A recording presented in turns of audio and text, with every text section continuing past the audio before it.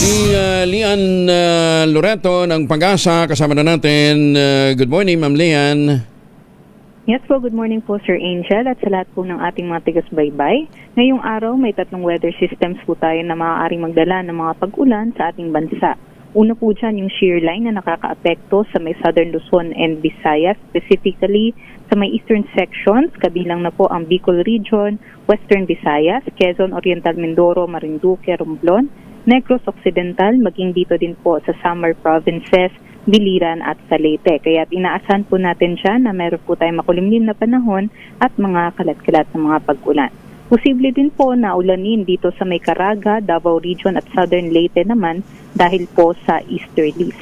At sa eastern sections naman ng Northern Luzon, possibly meron pa rin po tayong mga mahihinang mga pag-ulan at maulap na panahon sa may Cagayan Valley, Apayao, Kalinga, Mountain Province, Ifugao at Aurora dahil naman po sa amihan. But for Metro Manila and other parts of the country, inaasahan natin mas maganda naman po yung ating panahon, liban na lamang po sa mga isolated light rains or mga thunderstorms naman sa may Mindanao.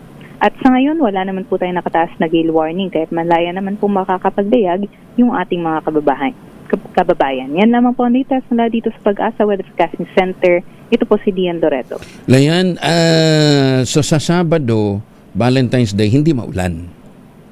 Well, sa nakikita natin, possible pa rin po yung rainy conditions sa may Northern Luzon area. Northern Luzon lang. Pero the rest of the country, magandang weather. Mostly, maganda naman po. Pero yun nga po, possible pa rin po yung mga thunderstorm activities naman po natin dito, especially sa may Visayas and Mindanao. Ayan. Para yung mga magdidate, pero kinakailangan din kayo, magbaon na lang din ng pananggalang ng payong, di ba? Opo, tama po yan. Tsaka iba rin yung naglalakad kayo, magkasukob kayo sa payong, di ba? Oo. Opo. Maganda yung mga gano'n. Ay, kumusta naman ang Valentine sa mga taga-Pag-asa? Well, dito po sa Pag-asa, duty pa rin po tayo ngayong Valentine's Day. Walang bakasyon. Ano ba yan? Nakaalis na nga si Basyang. Ay, nandyan pa rin kayo. Anyway, sige Ma'am Lian, maraming salamat ha. Ingat po kayo. Happy Valentine's sa mga taga-Pag-asa. Salamat po. Happy Valentine's, happy weekend po. Happy weekend. Maganda umaga, Pilipinas!